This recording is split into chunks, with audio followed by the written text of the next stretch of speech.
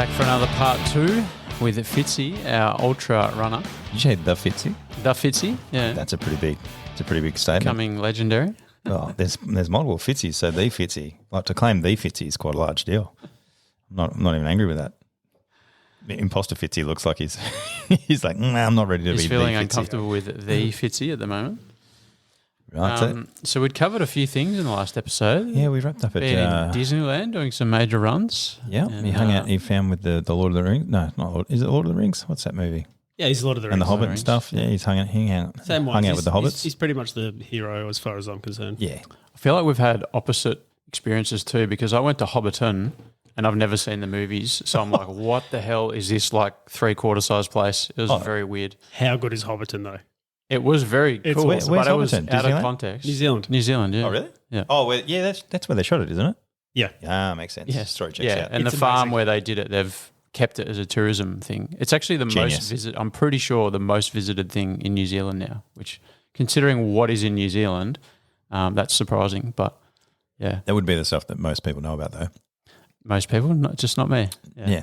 Yeah, well, But I mean, anyway. we've had this discussion about multiple things so Walking far. through all these little doors and How good is the veggie garden there though? yeah, that's pretty good. It's The pretty tavern impressive. at the end, Yeah. that was pretty Hey, cool. Fitzy. Quite a bit. Yeah. Speaking of things that Al doesn't know about, have you read Bloodstained? I haven't. If you were to think about werewolves and stuff, would you think that a werewolf would be having sex whilst being an animal or as a human if you were to read about it? I would think as a human. Why would Well- anyone have contemplated this, Bersa? What do you mean? That's Contemplate not how it was described to me in the first instance. it. So SJ came on and talked about her book, and Al was under the assumption that the sex that she'd been writing about was whilst they were animals, and she was just writing bestiality. And Al was, Interesting take. yeah. And I was like, this is a train wreck and I love it, so I'm just going to watch. SJ was really confused that if it were he's taking the piss because she doesn't really know Al that well. I was just like, this is the best thing I've seen. And then Al, he's so disappointed when he wrote back to me, he goes, hey, that's nothing like what you guys said it was going to be. The lead-in was also that it was like, based on kind of like that whole Twilight genre, which I also haven't seen. Yeah. So none of this made any sense. Which also wasn't just an internationally well-sold bestiality movie. It was- I haven't seen it either, but I didn't pick up the vibes that it was that sort of thing. yeah. Well, you don't need to read the book now to find that out. Yeah, It's right. definitely not the Al, case. Al actually says it's actually a great story if you ignore the sex part of it. It's actually just a good story. I think men in general don't want the suspense side of sex that women want to read in romance, but it was a very good novel and a very good fiction book.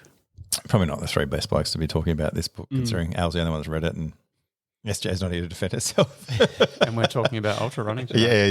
Yeah. And we're talking about the Fitzy. So back to Tarawera in New Zealand, the 100K race that you did. And Back to our topic. we finished up, you were talking about the well-known runner there, Jim Walmsley, and how he'd done a bit of a Q&A and that sort of thing. But I was intrigued because, the sort of threshold running that those top runners do is immense, but you just decided to do a 100K trail run with no real...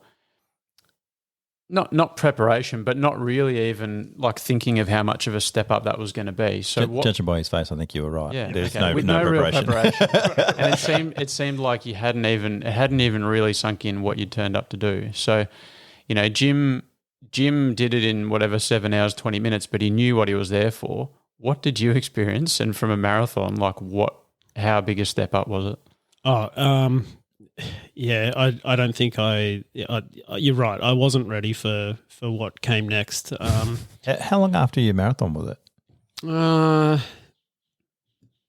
Yeah, like a year or so after. I can't remember now. I don't remember dates, times. I know So you'd run 42K and then you didn't run more than 5K for a year and then went 100's good. Yeah, something like that. Yes, that And sounds did you fair. get to 43K and then we're like Homer Simpson hitting the wall again? No, I do remember at one stage sort of looking down and going, oh, we've already done a marathon. Well, there was no, where's my prize, Like, I should have had a Stein by now. surely there should have been some kind of prize, I remember doing the marathon thing and there's always a prize at the end of it. You get your ribbon and you finish, but you're just out in the middle of nowhere and... You're not even halfway at No, you're not at the end of a marathon now.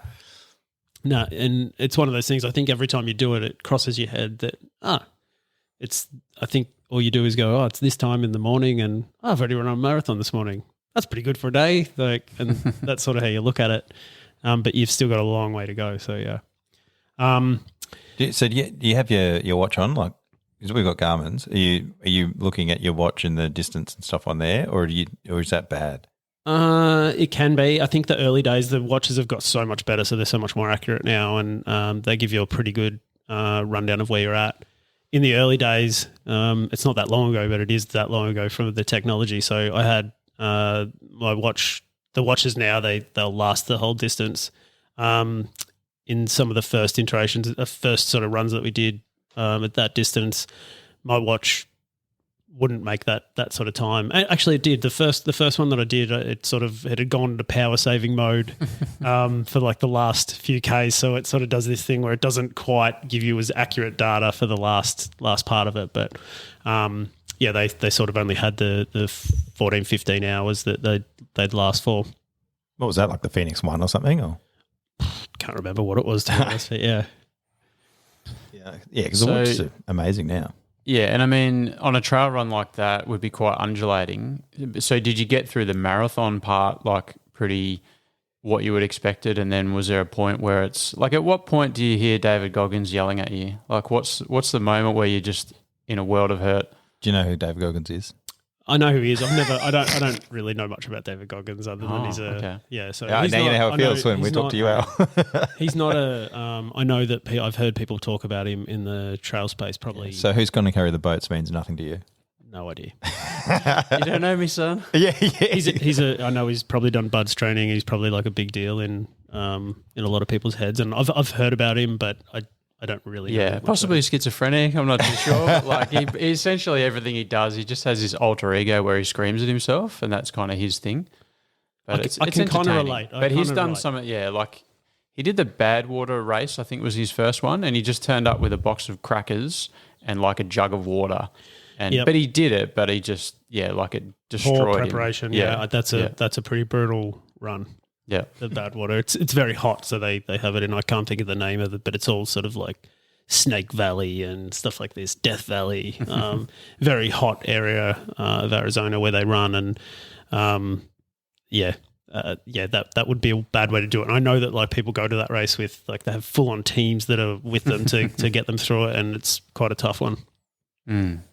So how did you go, and how do you hit the point where you'd want to quit, but you're in the middle of nowhere? Like, what's the experience like, sort of from 42 to 100 Ks? Oh, I think it starts before the 42. So it's, I think that people have this idea that if you've done 42K or if you're used to a certain distance, that all of a sudden those other Ks don't count, or they don't hurt so much, or you can just do that and it's not a thing.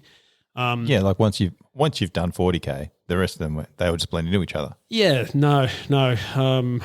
Every run is sort of different. I mean, trail running is completely different to any before that. I hadn't sort of ever experienced starting a race, going straight up a mountain, and then into undulations and running through forest, and your speed's constantly changing.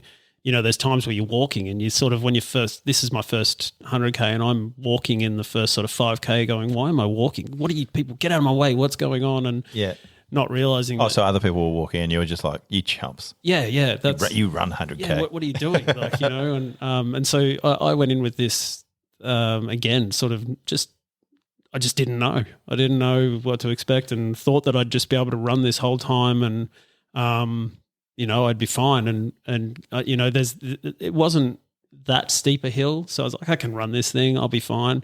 Probably looking back, probably should have done a bit more walking at the start, just to get through some of those areas and then run the stuff that's much easier and make up that time. But for me, actually, the funny thing about the getting to the marathon part, I went into an aid station somewhere around there. So on the 100K runs, you'll have aid stations that'll be spaced. Tarawera is pretty good. They sort of space them around 10Ks apart, and you'll go in there and they'll have like Tarawera is unreal because you'll go in because there's tables full of chips and lollies and chocolates and sandwiches and They'll have hot food going, and you sort of go in there, fill up your bottles, grab some chips and things, and go, and a bit of fruit and off your head. But I remember going into the aid station that was somewhere around the 42K mark, and there was this young lady there swearing and crying, and I sort of was like, oh wow, she's having a real rough day, and I sort of remember that, and her partner was there looking after her. And I've grabbed my bottles and things and filled up, and I've left the aid station. It was a bit sore, but I was like, I'm okay. I'm feeling okay. And then I get this person swearing and carrying on behind me. This is shit. Why would anyone do this? F this, F that. Instantly thought, this person's great. Who is it? And started talking with her. It was the young lady that I saw, and I'm still mates with this person to this day, by the way. And we ran the next 40Ks together. And she told me all about her life. You know, she's a lawyer over there. She's a really smart young lady, and I absolutely loved her. She was great. So I think that really helped with that first run, where both of us were doing this thing for the first time together. And she started off, like I said, she was having a real shit day and just got stronger and stronger. And I think that helped me get through it. So you start, I suppose, going into a race thinking one thing, and then before you know it, you're not even thinking about the run anymore. You're having the experience going through a place going, wow, this is a magical place. There's these great forests. There's these lakes. You're taking photos of waterfalls and things when you go along. And the time just ticks by, and so it's more of an experience to get to the finish. Yeah. So you did your first one, you finished it. At no point did you think, nah, that's cool, I don't need to finish this one, I'll do it next time, or anything else? Or was it just because you had another person going through it as well, you just sort of got distracted the whole time? No, I definitely remember that there was they had this thing, like they've changed the course so many times since then. There's a spot that they had that they called the Loop of Death or something like that, which is never cool. No, it sounds appealing. Yeah, it sounds so appealing. And essentially it was like a 5K. They have the run that's sort of going along a trail. They have this 5K section that does a loop and comes back on itself. And there's a little aid station right at the start. And so as you're going in, you're seeing all the people finishing their 5K and they're coming out. And I can tell you, not one of those people looked impressed. You were looking at that. And I remember sort of going, oh, this isn't going to be fun. And I know it's only, so when you're used to running 5K, like, hey, I just go do a little 5K loop. But 5K could take you, you know, I was sort of looking back on, oh, that last 5K took me like 45 minutes and that was really hard. And I think there's a bit of elevation in this next bit. And we just got to this grassy hill that just went straight up through the trees, and you almost stop. All of a sudden your 5K is like blowing out to an hour and a half, whatever it is, and you're really just slogging through. And I remember thinking at that time going, oh, I don't know if I can make this. I really don't know if I'm going to get through this. And then before you know it, you just keep telling yourself, just keep moving.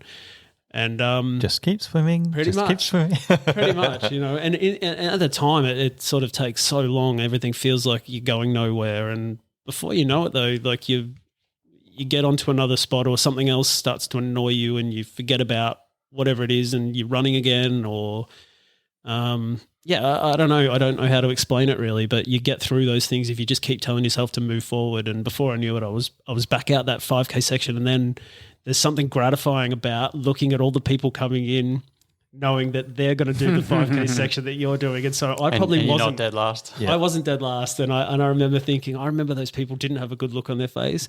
Mine was the complete opposite. I had a great look on my face, like, you just have to do what I have to do. Yeah. And I think that spurred me on for that next section. Do you find it, do you find that you make friends along the way as well, though? Like how you had your friend that you were talking to, it's like, do you bond when you get to a super crappy part and you see someone else is struggling and you just like, you know what, like it's 100K, I'm going to stick with this person for a bit?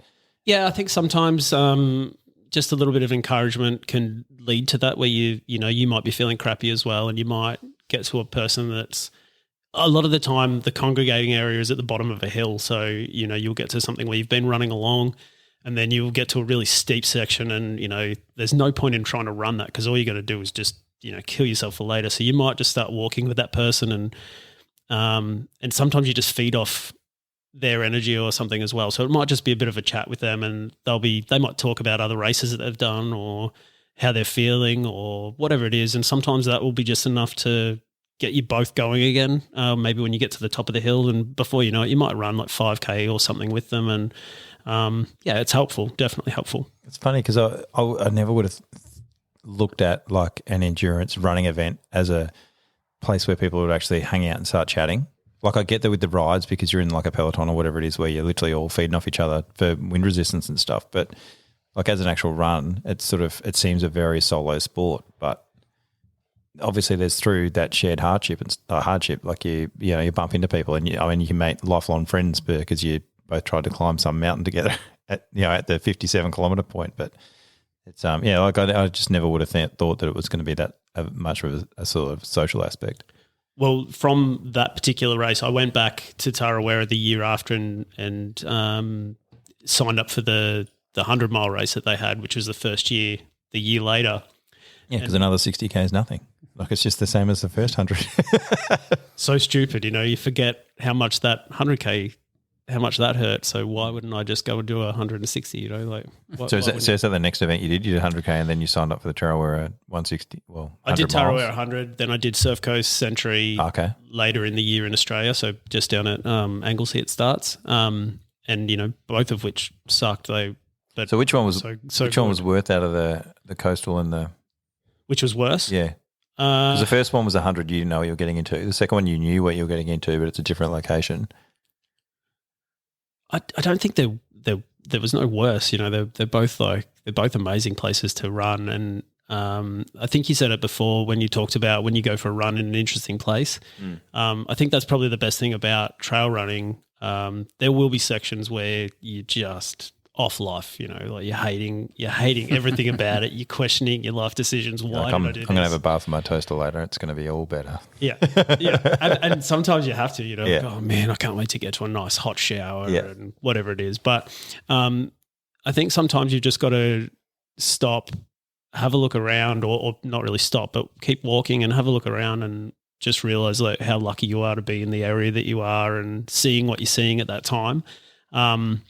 And I think that can also go with the weather, because if it's cold and snowing or cold and wet, it's hard to sort of imagine keep running, yourself going. Imagine you're mad like mountain running, and then just the cloud comes in, you just can't even see anything. Now you're just running hills with no benefit of the view. It's going to be putrid. Yeah, and it can happen. So yeah, I mean, for me, I definitely try and take in where I am. I love being out in those areas. How long after the Tarawera was the coastal? So Tarawera is always in February, so the start of the year, and Surf Coast Century is in September. So there's a fair bit between them. And how long was your recovery after the 100? Yeah, quite a bit. Like I'm so used to losing toenails and things from like trail running. So anyone that's done sort of longer distance stuff knows that, it's just part of the territory. And when you're first starting, I think your feet take a little bit to get used to being wet, dry, wet, dry, and plus you've really put them through their paces. So you lose toenails, you get sort of calluses and things that sort of work their way in, or blisters and things that you get used to as well. And it can take a while for your feet to recover from some of the runs. It can be sometimes a couple of weeks before they don't feel like they're bruised anymore. And as you guys can see, I'm not the lightest of runners either. I'm not like the slim guy that's sort of going to run and be light on their feet. I'm quite a heavy guy for someone that does this sort of stuff. So yeah, I certainly feel it for a little bit afterwards. There's also, I was wondering, you talked a bit about road running and stuff earlier, and a lot of runners, they go for that runner's high. And I think, I've experienced that at consistent longer speeds. Do you get any of that in the ultras? Like, is there anywhere where you can kind of you're sort of almost zoning out, enjoying that sort of harmony? Or is it just you never have enough rhythm in those races to get that? Oh, no, for sure. There's certainly sections where, you can be running along and, you could be feeling really, really terrible. And maybe you've worked your way through that area, and then it might get to a nice sort of flowing downhill or something, and you start running along really well again. You start overtaking people, because you're on a part of trail that you're jumping over rocks and things. And for me, that's my thing. I love going downhill, and I love sort of, zigzagging in and out of rocks and jumping things. And when I get a good flow on that, I love that. So, sometimes that'll be the thing for me, and I might do that for a few Ks, and then, that might be all I need to just go, righto, you're okay still, and get you back into running again at a good pace. So yeah, you certainly do go through those things. And sometimes it can be just, you might see a random person that out on a trail that'll just, know your name or just, yell at you or something. And something about that gives you a bit of a kick as well that, I kind of know what I'm doing is silly, and someone seen me do it, and you've kind of got this like, oh yeah, someone saw me do that, I remember go through a lot of different moods and stuff. Yeah. Yeah. Yeah. Lots of different moods as you go. Yeah, I've seen you when you go for your runs around the Yuyangs, and there's boulders there, so he just jumps from one boulder to another, completely unnecessary and risking all sorts of ankle injuries by just doing it. But you got to do it, I guess. It's fun. Yeah, it's fun. I'm still a kid, even though I'm certainly not a kid anymore. I've still got that side of things that I do enjoy doing, or do enjoy, I should say. How old are you? 43. 43. 44 very soon. We're doing something special for you, 44? I mean, that's still right in the endurance window as well. Yeah. Probably up to 45 maybe, but... I think so as far as it goes, I can't see me anytime sort of stopping, but I know that any speed or anything, I've missed that window. That's fine. I'm okay with that. But weight-wise as well, like you say, like what are you weighing in at now? No idea. Because you're less now than you were last year. Definitely. I sort of made a change at the end of 2023. It was literally, I think Christmas was probably the lowest point for me. I just was looking at myself going, wow, you've really just let yourself go. And I was struggling. I was still sort of running, but my running was really bad. I was going up for 5K runs and getting back just exhausted from a 5K run, and not feeling like I was getting anything out of it either. And I'd also been having injuries and things throughout the year, no consistency or anything with my running. And so I sort of went, right, you need to do something about it. And for me, I'm not the sort of person that's ever going to sign up to get a personal trainer, or I'm not going to go to the gym and sort of work that out. I have to do it for myself. So at the end of the year, I went, right, you're just going to run every day in January. You're going to run 5K a day in January. And so I started that, and I did that 5K, and I can tell you right now, some of those runs were horrendous. They were really, really slow and felt like I was going to die. And I finished January, and I'm like, right, I'll keep going. There's no need to stop. So I sort of pretty much continued that right through till now. I've missed a couple of days. I went for a diving trip, so I missed a couple of days there, and missed a couple of days there. I think I've missed like 6 days or something this year where I haven't run at least 5Ks. But that's been pretty good because it's helped me drop some weight, get some consistency in, and now I'm able to run some decent distances again. That's where I was sort of going with the weight, because I know like I'm over 100 now, and if I run 100 metres, my knees are killing me, my back hurts, all sorts of stuff. But when I was running with you and I got down to about 88, like I was, when we played footy, and then it was weird because I was just running, I didn't get tired, but I'd never really done that before. But because any other time I'd run before I got tired, my knees would hurt or my back would hurt or whatever. Yeah. And then when I got below 95, I didn't hate running as much anymore. So just wondering how much, like what weight's better for you running? Because if you're running 100 plus Ks, surely you need to have some sort of fat on you to not just drop over. Because you see marathon runners and they're super skinny, but at some point, obviously, if you don't have the food, you don't have energy. So I'm just wondering, because when you're swimming from, like they do the English Channel and they want some weight because you've got buoyancy, you've got insulation, you've got this and that. Is that the same with running, or do you? I think everyone's different. I mean, I don't think there's a one size fits all. You'll see the top guys; they're pretty slim fellas and ladies. They're small sort of people. But then there is others there You're not going to see an obese dude there though. You're not going to see an obese guy there. Saying that, there is some people that are, have got a bit of weight on that you sort of would not expect them to be doing those sorts of distances. They're probably not doing them super quick, but they're out there doing them. Yeah. So there's all body types body types out there that are, I think it's more of a mental game really, that they get out there and go, right, I'm going to finish this thing. Have you seen a bloke called Nick Bear? Bare, Nick Bear. He's American, like military, but he has like a supplement company now. But he was I don't know if he was a bodybuilder, if you'd call him a bodybuilder, but he's an absolute rig. And then for some reason he decided to start running, and he does marathons all the time now. And he's a big unit, like he's strong. He's got a massive deadlift and all that sort of stuff. So it's been really interesting to see. Like, just because your body type is a certain thing, it doesn't mean you can't do certain things. So that's been interesting to think. But I just know the difference that it makes on me being a certain weight and then running. And I was like, if you're trying to do running and you weigh a certain weight, like I understand that you just looking at 100 Ks is not easy to do. And it's all about sort of, just trying to work out like what sort of programs are there out there. Because it's like couch to 5K. That's one thing I heard of. I've never done it, but like what sort of intro things would you suggest? Like if someone's like, hey, I'm fat and I can't run, I'm whatever else, I feel shit, I'm not eating well, and this and that. Like would you say just go out and start walking, or would you? Yeah, I probably wouldn't give too much advice, because like I think that everyone's different. And so, if someone asked me and they wanted to know, then I'd sort of give them, like just do what you can do. And that's really it. I'm not sort of the guy that's going to try and tell you what you should do, because everybody's different. And I know that my mindset is certainly not the same as a lot of others. I know that some people will, you've probably seen it. I know that you spend a lot of time in the gym, and you'll see people that'll go into the gym, they'll do one workout and it'll be the first workout that they've done in years in the gym, and they'll get really sore arms or really sore back or whatever it is. Personally, I think that's just because they haven't used that muscle type. Give it a day, you'll be fine. But not everyone has that mindset. A lot of people will think, oh, no, I can't do that again because it's going to injure me.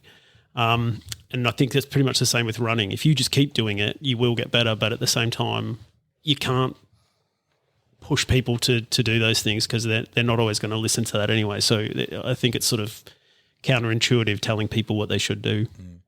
How did doing the 5K a day go? Maybe people would say it's not the optimal program, but you'd be getting, do the maths, but 40 plus K in a week. Did it help just for your, accumulation and that? Or is that something you would do still for a prolonged time, or would you be mixing it up with intervals and different things?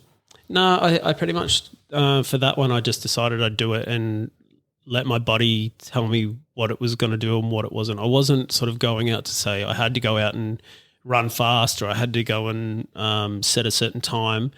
I just went, right, I'm going to run 5. That was it to start with, because I was that unfit. I couldn't put a time on things anyway. It's had a massive change. So I'm running at the moment times that I was running for 5K, for 15K 10 years ago. So for someone at my age, I'm sort of looking at that going, I haven't really put that much time into trying to chase those things, but I'm sort of running pretty quick now for what I can do. Yeah. So I'm pretty happy with the results from doing that. Funny, when I was training for a certain thing I wanted to do, Fitzy was like, just do the 5Ks a day. And so I started doing that, and it was weird, because some days it was brutal. And I was like, I cannot do 5Ks a day. And so a lot of it for me was more of a mental thing rather than a physical thing. I probably wouldn't, like I'd have more of a lead up if I was going to do it again, and I'd probably run shorter amounts and then larger amounts and stuff like that in, because some days I would be quite happy to run 10K, but geez, that was slow. Like that was, I'm doing 2 hours where I'm not tired yet. I'm just going to keep running. I'm not fast. And that was my biggest problem with running was always speed, but like just doing it every day was more of a mental thing. And because some days you'd get out and I'd feel great, and then other days I'd feel terrible. It's just literally the same run that I'm doing over and over again. But the thing that I didn't really notice was until we then played footy. And then I realised because that's when like Fitzy started pointing out, he goes, mate, you are running a lot better than you did. And I just didn't notice it, because I didn't notice the change, because all I was doing was running 5K every day. I was just like, well, sometimes my times are terrible, sometimes they're good.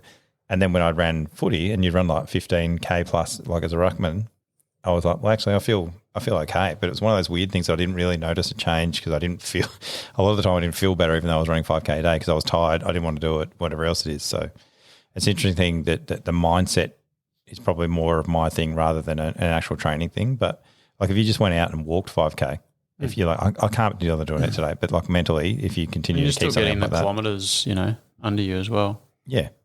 I mean, Fitzy's, I've seen his times and they're much faster than mine. So, well, on that, this might be a question that you don't like, but more as a bit of just a benchmark. So you're not coming first in these races, but you're certainly not coming last as well. Without having to be too accurate, could you tell us what sort of one of your better 5K, 10K, half and marathon times were, just so people can get an idea of, where you're at and what a sort of 100K competitor can sit at? Yeah, I'm not too stressed. They're not, like I said, they're nothing too flash. My sort of best 5K times like 18 minutes 30 seconds. Sorry, yeah, that's quick. Yeah, I'd be pretty if I at the moment I sort of ran 20 minutes the other day. So I sort of got to the end of that and went, oh, that was okay. I should have pushed a little bit harder and just broken it, And for my 10K, pretty much right on 40 minutes. I think I've gone under before, but before watches and things were a thing that I cared about. And for half marathon, to be honest, I have no idea. Yeah, I don't know. And my marathon time is around the 3:30. I haven't sort of tried to go any faster than that now. Yeah. Don't really care that much. And that's the thing. I mean, you're not necessarily there for speed either, but it's just interesting because anyone that does distance running is also going to do some short, quick runs as well. So I think those 5 and 10K times are pretty interesting. what's your 100? What's your best 100 Ks?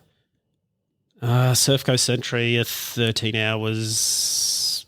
I don't know, somewhere in the 13 hours. It's a long time. And what's your largest race? 160? Yep. And what was that? Tarawera. The time was? The mile. 28 hours something. Yeah. Probably another misconception I've had in the past is, and no doubt most people are running plenty of it, but it's more, I don't know, would you say you're moving for 28 hours? Because you've said there's some people are doing a lot of walking, you might be stopping it. So it's very different to doing maybe a 15K trail run where you would just go as hard as you could the whole time. Like there's a lot of strategy and different ways to tackle different parts of that race. There probably should be strategy. I think that's why I fall down with the strategy side of things. My head is just, if you feel good, run. Probably not how you should really be going into some of these runs, but it's you're moving for pretty much all the time, apart from some of those aid stations where you're getting some food. You might be changing socks or shoes or something. If there's a problem, you can put drop bags in certain aid stations along the way, so you can pretty much put anything you want in those drop bags. You can completely change your kit if you decide that I need to get warm or need to get rid of whatever the clothes are that you've got on. So that might be the time that you've got as your downtime. Well, you say that with like your shoes and your feet and all that sort of stuff. Do you take like change of socks or like people that are actually preparing for stuff? Do they take a change of socks and things? In the early days, I used to. Now I sort of don't care. I'll just whatever socks I've got, I'll just go with them to the finish. Do you have to like tape your feet up and things? I used to do all that stuff as well. Now I just take tape with me, and if there's something that's really irritating me, I'll probably stop and fix it. But it's pretty rare now. My feet are used to it. And it's not just normal runners that people are wearing, are they? Because it seems like I see these endurance shoes and they look different. No, some do. You can pretty much. That's the beauty of running. You can pretty much change whatever shoes you want. If you want to run a trail race in just your normal sneakers, you can. You're not going to have the grip that you're going to have if you get trail shoes. And trail shoes have obviously got different types of rubbers and things on the bottom of them. They're like big grip, aren't they? They look like mud shoes almost. Some are sort of muddy. There's so many iterations of shoes now. So you'll have shoes that'll be for speed work. You'll have shoes that'll be for really muddy races, for snowy type stuff. There's all sorts of different shoes that are out there, and there's a lot of different companies. And I think in the last probably 10 years, the shoes and things have really come along. Mm-hmm. There's even carbon sort of shoes that you can have now, the sort of super shoes for trail running. They're different to the road ones, but there is certainly shoes out there that will help with propulsion for the trails. Propulsion? They're like little. They literally will. They're almost springs like in them or something. Almost like if like Hokers and that. It's kind of got a rocker in it, so you get that bit of roll through and spring as you go. And Definitely, yeah. Sorry, what's a Hoka? it's just a brand of shoe. Yeah, Right. I think they pretty much are just adapted as a long distance brand from. So what you I guys know understand. Hoka, but you don't know I who Jim don't. Walmsley is. I don't know Hoka. I don't know either of them. Okay. I own a pair of Hokas, but yeah, Really?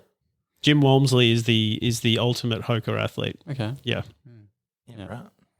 But and so that would, I mean, we'll get technical here, but you know, I guess you can go from that flat shoe barefoot running to something like Hoka's is be very personal, like the way that you like to run or how much cushion you want over those distances, particularly. Yeah, shoes are super personal. And I don't think I've ever got one right, you know, like I'll use one for one race and then I'll use it again and completely different results. My feet will just be giving me the shits all day, you know, like I'll have had a good run in them before and then I'll have blisters for, you know, from 5K in. And that's sort of a hard day when you're like the whole time you're just like, oh, what is this in my shoe giving me the shits? I've had when I've just gone for like a little run down at the end of the street and back, like 3.5K, whatever it is. And it's like if I don't tie my shoelaces properly, you can feel like a blister coming on in your socks. So it's like if I'm running 100K, I'd be so much like you've seen me on a one wheel. It's like if my foot's not in the exact right position, I'm like, nah, start again. It's like, whereas Fitzy just adjusts on the fly, but I'll be like, nah, get off, start all over again. My feet has to be in exactly the right position. But it's funny because if I go for a run and I can feel it, I'm like, nah, I'm going to get a blister, so I'm stopping. Like, but is that just me having an excuse? Probably.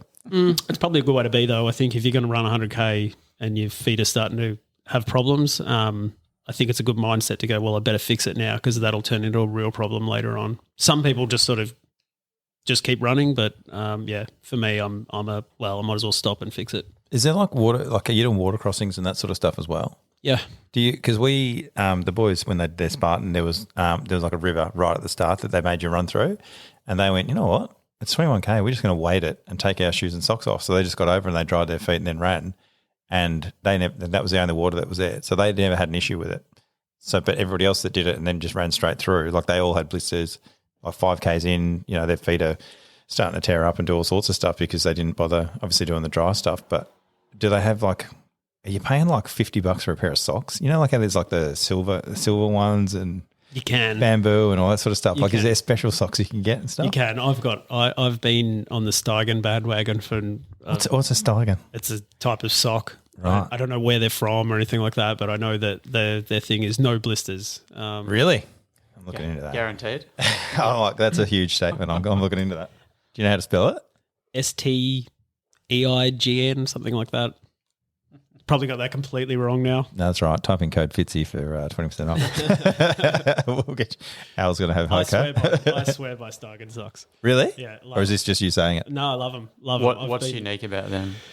I don't know, to be honest. They just, when you put them on, they're comfy. That's pretty much all I wear when I run. Nothing else. The other thing, I wondered. We'll get you a sponsor. I think they've got plenty. Yeah, but they're not the Fitzy. They've just got standard Fitzys. Oh, they need some user generated stuff. Yeah, that's our jam. You talked a bit about the aid stations, and again, for those of us that have just sort of done more the fun runs or local, you grab your Gatorade as you go through, you drink it or throw it on your head, whatever, and you go. But in these endurance events and Ironmans and things like that, you actually do plan stops. Like you say, you're taking in some food. So that's probably something that maybe people don't conceive as well, is that there'd be a lot of people, and there's a lot of volunteers and staff at all these things as well. Yeah, the volunteers at these races are amazing. They have a lot of run clubs. I know that Tarawera, they've started roping into schools, and they all come down and volunteer their time. And these races go for a long time, so some of the longer runs, they'll be out there for almost 24 hours, at these aid stations. And they have music when you come in, so, there's a good vibe when you go into those. And Tarawera in particular is so good. They have these huge array of foods and things that are on there, and everyone's super helpful. We'll have all these people that they might have nothing to do with ultra trail or anything, any of those runs, but can I help you out? And they'll take your bottles off you and they'll fill them up, and they're really cool people. Are they like ex-runners or something, or what are they? What's the? They just like being part of the crew. Yeah, they're just part of the crew. Some of them are. Some of them, know all about it. Others are just the first time they've ever had anything to do with trail running, but they're there to support you. And a lot of the time, those things can be, again, the things that you just need to pick you up. Sometimes you really need that aid station. You're running along going, oh, my God, I'm so tired. I'm done. And it can be just the vibe of getting into that aid station, bit of music, and there's people, dancing and singing, and they get your stuff going, and sometimes it's hard to leave the aid station and stuff. but yeah, it's funny though, because we were talking when we were in the desert about how you're miles away from anything, and then just the community that comes from that, because random people come through and they just want to help each other out and stuff, and it's not often that you have a sense of community nowadays. Even though, I mean, sure, you have a Facebook page where your team literally just goes on like, that bloke left his dog keeps shitting on the lawn and rah, like, not really community, whereas you've got a bunch of like-minded people out there, even though the volunteers may or may not be runners, like they might be, and I don't know if they're kids or family members or whatever else it is they are of the people running. That might be another thing that happens as well, but it's just being in that environment where it's a complete stranger, you rock up, they want to look after you, there's that brief interaction between two random humans that haven't seen each other. There's no malice, there's no anything. They literally just want to be there for the best of each other. Like, that's a pretty solid environment to be part of. Like, it's a great environment. Yeah, like if you're going to volunteer for, like, I think volunteers needs to be something we sort of get more into at the moment, but like just helping each other out and actually having a yarn. Whereas there's so much stuff now. Like if you're in a city, somebody's getting mugged, you're not helping, you're filming. Like that's about the extent of your input on that sort of thing. But it's weird when you go to an event or you're doing running, or as soon as the phones are gone, or you're in the desert or down on the surf coast or whatever. It's a different environment, and it just seems to be a lot more uplifting. Yeah, it's pretty crazy. I mean, I've been to events. There was another run in New Zealand, a different part of the world. Old Ghost Road is the name of that trail. It's an 85K run. It's virtually on the Old Ghost Road is the name of the road, and it goes up over a mountain down the other side, and it's point to point. So, you start in a completely different location. And the volunteers that are there, some of them go hike up the mountain and sit at the spots before the runners come through, and they're there the day before because it's so far, it's so remote. They fly things in on helicopter to have them there. Really? Yeah. It's Old Ghost Road, cool. You say? Yep. Very, very cool spot. And even if someone wanted to just go and like see some things in New Zealand, Old Ghost Road would be something that you can book. The cabins that are there. So it's not like our mountains in Australia where we've got cabins and things. Our cabins in our mountains are not places that you want to stay. They're not, they're rat infested cabins that are virtually there to get you out of trouble. Yeah, they were made 70 years ago, and it's like, hey, if you're snowed in, you can't go anywhere. Here's at least a roof. So, these things are plush in New Zealand. You can book them out, and you can actually have a place to stay. So you can walk that Old Ghost Road, stay in the cabin, continue on to the next point. And it's amazing scenery, really, really cool places. Yeah, New Zealand tourism in general has done a really great job, and I know I only started exploring there a couple of years back. For Australians that haven't, it's a place that's so close, and just if you haven't seen it, you can't even imagine what is there. Like some of the South Islands, probably what you would imagine Norway and things like that being like, and just the sheer size and scale of some of the mountains and their rainforest and stuff there. Glaciers and milky sand and all sorts of stuff, yeah. Which is funny though, because we know more about New Zealand than we would about Australia, and we literally just drove to the desert and went, what is all this about? I've never seen people advertise a desert. Like there's 4-wheel drive 24/7, and besides that, I've never seen anything anyone talking about. Campaigns. Yeah, you got the Great Ocean Road. That's about it really that I've seen people explain. Simpson Desert 100 run. Oh, no. So I wonder if they actually have a Simpson Desert there. Run in pure sand. That'd be fun. That'd be savage. Well, I mean, like Arizona, they have all sorts of runs. So it would make sense to have like an Unadata run, because you could run that road. Yeah. Oh, that road you could run. Yeah. Yeah. It's gross. It's gross. Like, I mean, yeah. Boys. You could start that trail. Yeah. Well, that might be a thing. That might be the coffee where we start doing events. And that would be a hard one to make money on, I think. The Timor Marathon, the Simpson Marathon. We could have a whole bunch of them. Due to that infrastructure and all the staff and that sort of things, you're paying a pretty high price to enter these races. Yeah. So, I mean, still less than the flight though.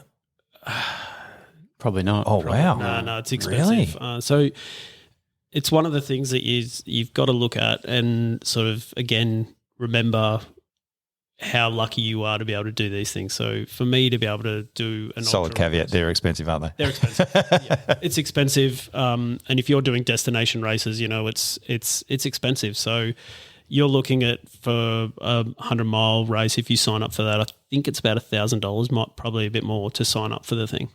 But that comes with air ambulance, it comes with That's right. coverage, aid stations. And you get a medal. It comes with all those things, and yes, you get a And a medal. Stein. Some of them you don't get a medal. Nah, that's cooked. If That I'm paying is- $1,000 and I'm getting a medal, you're dreaming. So yeah, I mean, there's a lot of things that those races have to pay for, but it's Insurance is huge. We were talking to Marksy about just the frontline safari, and he's like $16K just on insurance just to drive across and back. Yep. And yeah, I mean, yeah, it's not for everybody. It's not something you'd think that running would be for everybody, and it should be for everybody, but it's. No, I'm still happy to say it's not for everyone. It's just not.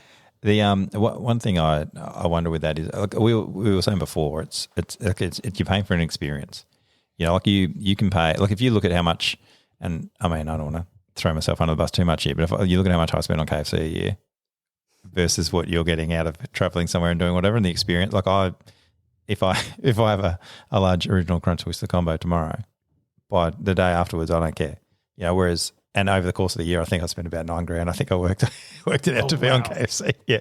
So KFC, give me a sponsor. But yeah, it's, and it's like that much. If I'm spending that much money just because I'm too lazy to cook my own food, like I could be spending that on doing a thing. But you will remember Tarawera all day, every day. Old Ghost Road, like that's not something you're ever going to. If you're sitting on your deathbed, we're not going to be counting how many 21-piece feeds I've had versus how many runs you've done. So it's I think you need to sort of put into. Yeah, the way it's like with tattoos. Again, some people don't like tattoos, but if you pay $1,000 for a well done tattoo, it's every day that's there that you can use it and whatever else it is. It's the same as like if you pay for an experience, that experience you have every day. Every time you think about it, it's now half the price. So if you sit around a fire and the things you talk about are not usually what I had at KFC the other day, it's literally about events and stuff you've done. So when you're sitting on your deathbed, the things you're thinking about, you may as well spend some money for. Yeah, I mean, you're right. I don't really think about the money when I sign up for these things. I just expect that that's what it's going to be, and it's not something that sort of enters my mind. And again, like I said, I'm pretty privileged position to be in to be able to sort of go, well, I'm going to go and do that race or that run. And for me, it's I'm going to this great place, and I don't really care. Sorry, that was me hitting the. I don't really. Mate, you've done well. We don't even have to give you a bloody McConnell pillow or anything. It's been good. So it's expensive. I think, but when you look at it, if you're spending stuff on a memory or an experience, that money to me doesn't count. Don't get me wrong, it's expensive, but it's just not like if you're going to pay the money for something that you're only going to do once, or potentially may only do once, or you're going to think about all the time, and you'll never be able to do that again. Like that money's completely different. You go out and get on the piss 3 weekends in a row, you're already looking at $1,000 if you're doing it AJ style. Especially with the interest. Like I've put a lot of money over some bars that could have been better spent going to an event, like going somewhere and seeing something. I know that I spent a lot of money on bars when I was with army days, but that's something that for me, I don't do any of those things anymore. I sort of do my running, and I don't spend money at the bar. I don't do those things. So again, I'm spending that money on those experiences. So so after you've done the 160, the 100-mile, did that qualify you for the Triple C? I think each race that you do, they have it's all changed a little bit now, but you had to do under certain times, and that would give you qualification points towards going to UTMB, Ultra Trail Mont Blanc. And so was that a goal? Like, did you do these things because you'd set that as a goal? I had no idea what Ultra Trail. They just rang you and said, "Hey mate, heads up, you can do this." I had no idea. I had no idea what Western States were. I didn't know about any of these races. I just was going and doing trail runs. I didn't care about any of that stuff. But I found that I was running quick enough to get those times that were allowing me to put in for these things. And so when it came up that I could put in to go to Ultra Trail Mont Blanc, or CCC. I thought, oh yeah, I'll chuck in an entry for this and see how I go. And the way it works is once you qualify, I had enough points to qualify. Then you go into a draw, and they pull out your name out of a hat to see whether you can go. And so, yeah, I was lucky enough to get selected to go to that. And when they select your name, you have to virtually say, I'm going to go right then and there. And so, yeah, I pretty much signed up straight away. But how does that happen that you go to the UTMB where you're like, how do you know that you need to register? Or do you just, because you've competed stuff, people go, hey mate, you can do this? Yeah, people are talking about it. So, okay. I mean, yeah, so they'll tell you that you've got. As in like at the races or? Yeah, people are very conscious about it. I mean, I remember the first 100K that I did, there was a guy that one of the aid stations early on, he was going on about how, I'm not having a great day and I'm not going to be able to qualify for Western States. I don't know what that guy's talking about, So there is people that are very conscious of what they're doing the runs for to try and get points for whatever world event is that they want. And usually it's Western States or Ultra Trail Mont Blanc. And what's Western States? Western States is a 100-mile race in America. It's the oldest 100-mile race, I think, in the world, and it's very prestigious sort of run to get into. There's very limited spots, and so even if you qualify for the race, you go into a draw, and your chances of getting drawn for that race are 0.1, something like that. It's a very, very small amount of people that get drawn for that race. Do you have to apply to get into that barrel? Yeah, you've got to apply to get into the barrel, but again, you have to do the qualification throughout the year and then get into that draw. Do you know what the qualifier is? Like, what do you have to have done? You have to do 100K. So it depends on which 100K it is. But I know that Surf Coast Century, you have to do it in under 15 hours. Tarawera, the miler, you had to do it in under 30 hours. I can't remember some of the others, but I think for each race it's different. For Western States, and for UTMB, you had to finish the races in under a certain time, and that gave you certain points. But you had to do enough races for UTMB to get the points at the time. So it's changed now where you can do one race and you can get one entry from it. If you do certain amount of races, that'll give you multipliers of entries to go in for the draw. That's how it's changed. So when you do the UTMB, how do you find out? Like you enter to go in, and then what is it? Just like they hold a draw and there's like a countdown, and then you're all waiting, or? Yeah, so they hold a draw. You know that the draw's coming out on a certain date, and everyone sort of sits there waiting for their email. And I was lucky enough to get an email to say that I was heading off. Is it like a live draw or something, or how's it work? Yeah, it's live. You can watch it. Do you want to stay up like when? Well, that was like when like GTA came out and everyone's waiting at out near the store. They're like, oh, they're going to get the new game. It's a limited edition thing coming out. It's like everyone's just waiting around for the draw, and they watch it. Like, how many people watch it? You didn't, obviously. I didn't watch it. I'm sort of like, we'll see what happens. And and when it came out that I could go, I was pretty happy with it. Do you have like you said, you had to sort of pretty much say then and there you had to go. Like, what's the window where they email you and then expect a response? I can't remember. It's not long though. Because they've got so many people that are trying to get into that run, they want to get those spots secured. And there's a whole heap of things that you have to check off before you go. You have to go get medical checks. You have to go and register with certain things. So they want all that locked in pretty early. What sort of medical checks do you have to do? Like VO2 maxes and stuff? Or is it just like that. It's virtually to say that you're not going to drop dead on them. That's virtually all it is. Cool. So you found out, you got the email, and then you just said, yep, no dramas, straight up? Pretty much. I think I signed up straight away. Yep. And then, so how much lead up is it after the draw to when the actual event is? Like 8 months. Oh, okay. Yeah, you've got time. I thought it was going to be like a fortnight. We're like, nah, you're on now. Redraw. There's time. Go again. There's time. So, like I can't remember the exact time. It's sort of late in the year that they do the draw. And then the run isn't until August, I'm going to say. Yeah, August or September. I can't remember. I'm pretty bad with dates and things, yeah. So when you went over, because where does it go through? It goes through Switzerland. If you do the full loop, which is UTMB proper, which is the 170K loop, it starts in Chamonix in France.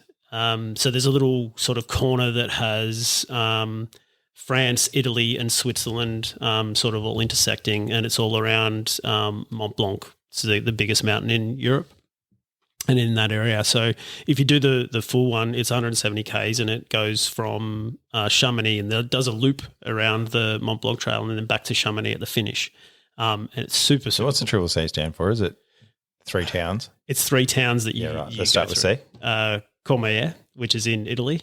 Right. C in Switzerland is cheese. Champelac. Yeah, fair, cool. Cool. I'll take your word for it. Champelac. You could have gone with chocolate or cheese. They're both mad for couldn't them. think of it. It's a very cool little town though. Champelac's little lake. You've got to run up a horrible little hill to get to it, but you get there. And then Chamonix back in France. So that's the 3 Cs.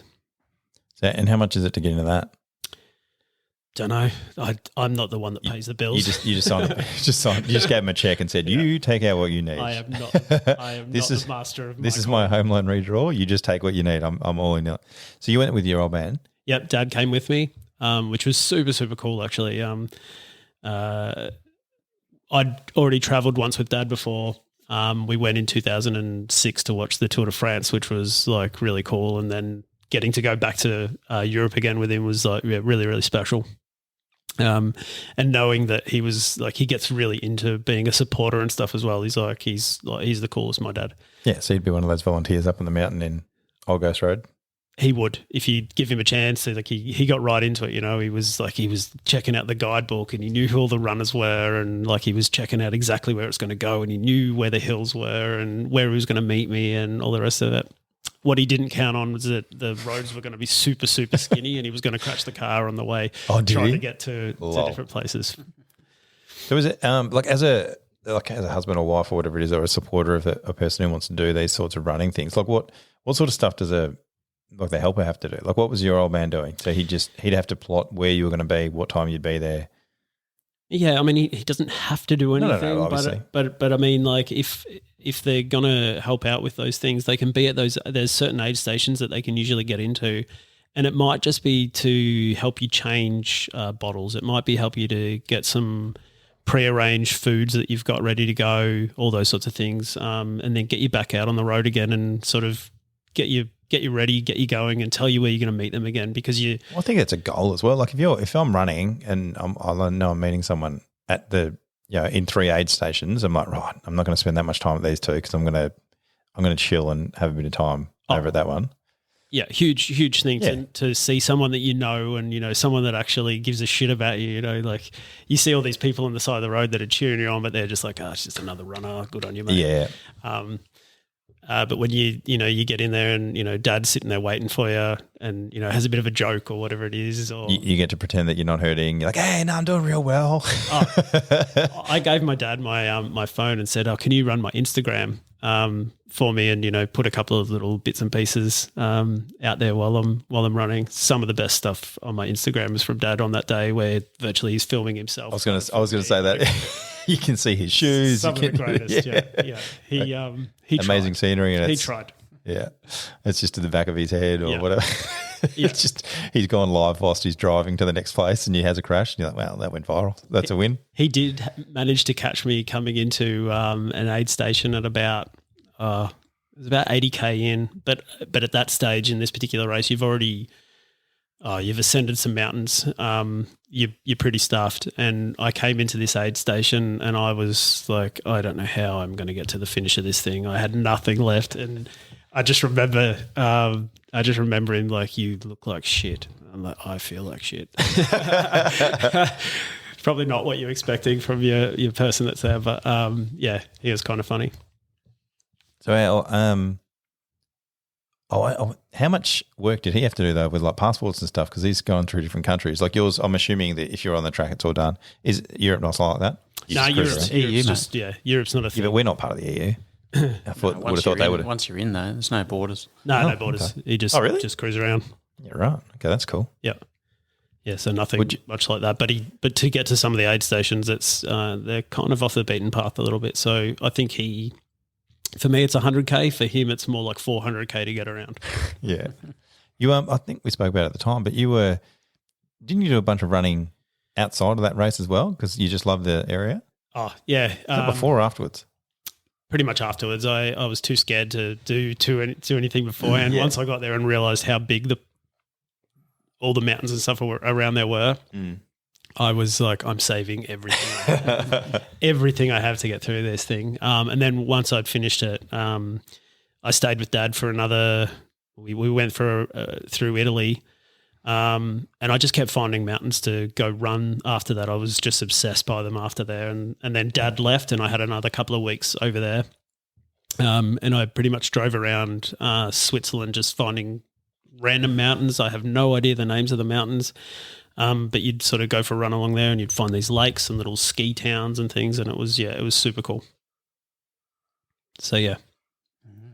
So what so you've done that one now. Do you have any more goals or you just – Yeah. I think at the moment, like it was more about just trying to get fit. But at the end of this year, in October, I'm doing a run. I can never remember the name of it because they've changed it from the Surf Coast Trail Walk. But it's now the Great Ocean Road 100 or something like that, or I can't think of what it is. But it starts in Apollo Bay. So I want to do that one, and then pretty much want to go back and do Tarawera again. I want to do the miler next year now. So that's probably the biggest thing is gearing up for a miler and knowing that why would I do that again? Because I know that I said that I would never do that again after last time, but I kind of feel like I'm ready to have a crack at that again. Was it – I feel like we talked about some weird run in America that you do where there's like some random eccentric dude – has an event where you go there and some weird stuff happens. Barclay. The Barclay Marathon. Oh, you know what it is as well? Yeah, he knows what that is. Yeah. What's that about? The Barclay Marathons, it's a bit of a weird sort of race that happens. I think it costs you a number plate or something like that to get into it. I can't remember all. As in from your car? Yeah. He's like, so the guy that runs it, I can't even remember now. There's a movie for it online, but it is worth watching. It's very kooky, but it's super kooky. An awesome event. And I mean, it's very hard to get into. There's no just entry for it. You have to work out how you enter it, who you have to talk to about entering it. Even that's a challenge. I have no idea how to enter the thing. So it's like an escape room, but for running. Kind of. You've got to find the clues. And you got to find clues along the run and you take a page out of a book and really? Yeah. So it's all mapped out. And so how hard is that to do? Pretty hard. I think there's not many people that have finished it. You get cut each lap or something as well, don't you? Say that again. Each loop they have a time cut off, so then only some people get through the next phase. And I don't know about each loop. There's a time cut off. I think they call it a fun run. So there's 3 loops they call the fun run, and then the actual thing is like the full one. There's no medals or anything for finishing it. It's just you've finished the Barclay, and I think most people don't even finish the fun run, which is still stupid amount of distance. But I think it started from there was an escapee or something. There's a prison or something in the area, and they were sort of joking about how far do you think you could get in this area, because he only got like 40 Ks or something away from the prison. He'd been going for a whole weekend trying to get away. That's how bad the place is. Like it's really sort of a hard place to run. But yeah. I don't think Barclay's on my list of things to do. No, you don't want to take that off. If you could somehow get me an entry, I'd probably I'll have a crack. But, yeah. Probably knowing full well that I've got no right to be in that place. In the doco, the main guy in it, I think he tried it 3 or 4 times until he technically finished it. Because you got to come back with all the right pages and information. So you can finish the distances, but you actually haven't given the guy like the right information and things. It's a very strange event. But, we need to find this. I want to find this doco now. We're going to find out what it is. It's just so bizarre to me that it's like it wasn't enough to just run a large distance. It's like he wants to do some quirky stuff. I like it. Yeah, it's cool. There's actually a a Twitter page as well where it's kind of set up as the person that's sledging people is the course. So the course is like, you're never going to beat me. Virtually. Oh, so the course has got its own personality. The course has got its own personality and nice. virtually sledging the runners. It's quite entertaining when the thing's on. Oh, that's good. And mocks everybody that pulls out and stuff like that. It's quite funny. Are there any other like runs in Australia that like, is there a Northern Territory run? Is there a WA one? Like we have so many deserts and stuff. I'm just surprised we're not doing stuff when Arizona's smashing, you know, like everyone's like, oh, Death Valley, Snake Valley, this and that. Yeah, there's Larapinta Trail. I'd like to go and do that one. That's obviously not Australia either, is it? Yeah, Larapinta Trail. Is it? Yeah. Where's that at? Larapinta. Where? Northern Territory. Oh, right. Gotcha. See, this one confused me because I'm pretty sure there's a Larapinta in Nepal. Mate, I don't know if they share a name for that reason. Lavaredo. No, maybe no. I don't know. I know I could be wrong, but we did hear Larapinta mentioned. Oh, sorry, Laravedo, whatever I just said. That's in Italy. But sorry, Larapinta, there might be one in Nepal. I'm not sure of that one. And this is in Central Australia? Yeah. Like Alice Springs Way, or is it? Okay. So they do a mountain bike event there, and there's also a Larapinta Trail run. So that's something that I'd like to do one day. I haven't really got a time frame on that one. There's quite a few events that around the place that I'd like to do. There's stuff in the high country here that I haven't done. There's an event just up the road at the You-Yangs in July. There's a 100-mile race up there. They do lots of loops. I was going to say there's not 100 miles in the You-Yangs. It doesn't make any sense. Lots of loops. Well, yeah. I think there's a way we could get Burso to do a marathon as well. There's pretty much zero way you can do that. Do you know who Bo Miles is? An Australian YouTuber? Nope. So he did a marathon. He ran a mile every hour for 24 hours. So in one day he did the marathon. But it's quite an interesting video he did as well, breaking it up that way. I could probably so I reckon we'll find a way to make him do a mile an hour and get him over the line. Well, the other thing that you could possibly do is maybe not so much the marathon, but there is the No, we'll make him do a marathon. Okay, cool. Marathon. Good. Do it. Why is this about my challenge? Why am I doing something I don't here? even know how we could challenge Fitzy, so I was just turning it around. I can. Tell him to go to the gym. But sorry, what else did you have for it? We don't have to challenge him to run. That's his Get bag. a 200-kilo deadlift. No, I don't think you need to go that far. Yeah, I don't know that I do so well with any of those things at the gym anyway. You know it's not my thing. I don't like being in there. Yeah, that's all right. Anyway, so Larapinta, what else you got for you? The You-Yangs one's obviously closer here, high country. Western states would be something that, you know, if you got into it, it's not really something that I'm super passionate about or trying to get into, but if you ever got into it, and if I get a chance to put in for it, I will. I haven't got an entry at the moment. If I do Tarawera in Feb, that will give me an entry as long as I am quick enough. And if I put in for that race and got into it, I would definitely go. You couldn't say no to that one. That's a huge thing to tick off. Yeah, and I'd love to go back to Europe again. There's a lot of races in Europe, and I'm so keen to go back there. I love it. Yeah, the UTMB, is that like, how many races is that? Is that like its own league where people compete? Yeah, it is a league. It's a league. It's a race. It's a one week that they have as well. So it's UTMB's almost taken over the ultra trail space, and it's a bit polarizing. Some people just talk about how much they hate UTMB. Because it's taken over the space, but it's one of those things. I don't really, again, I'm not really into all that stuff. I just want to go and run in places. But there's the UTMB World Series. So there is Ultra Trail Australia, Ultra Trail Kosciuszko. They're run by UTMB, and Ironman now are sort of in partnership with those. Tarawera is a UTMB race. There's heaps of them all around the world that they run these different events that you can go and do. So it's pretty big. But then they've got that World Championship type event that they have that's in August every year in Chamonix, which is the one that you want to go to and want to watch. It's sort of, you can watch it on YouTube. They have people running along with cameras while they're going up the mountains. And yeah, it's pretty impressive to sort of see. I think it gives you a pretty good perspective as well of how big those mountains are, and they're freaks. They're freak athletes, the guys at the front. They are they're really running up those mountains, and they run the whole way. There's no walking for them. Apart from the aid stations, they walk through them, grab some gear, and off they go again. Cool. Happy with that? Yeah. Right, no. Very extensive. Got anything else you want to say, mate, before we take off? Nope. Righto. All right. Catch you later. See you later.